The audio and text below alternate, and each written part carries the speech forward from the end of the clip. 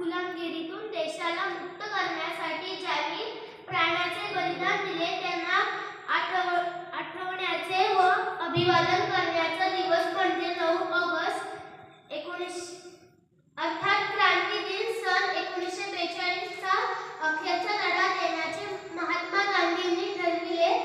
8 August 1942 रोजी मुंबईच्या गौलिया tank मैदानावर झालेल्या काँग्रेसच्या ऐतिहासिक अधिवेशनात गांधीजींनी ब्रिटिश सरकारला चले जाओ चा इशारा दिला आणि लढेंगे या करेंगेची घोषणा केली.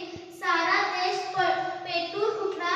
त्याच रात्री गांधीजी लाखो तरुणांनी यात सहभाग घेतला. सारा देशच तुरुंग बनला. अनेक कार्यकर्ते भूमिगतही झाले. पण दुसऱ्या दिवशी सर्व भारतभर जनआंदोलनाला सुरुवात झाली. अधिवेशनात गांधीजींनी चले जाओचा नारा मंत्र ठरला.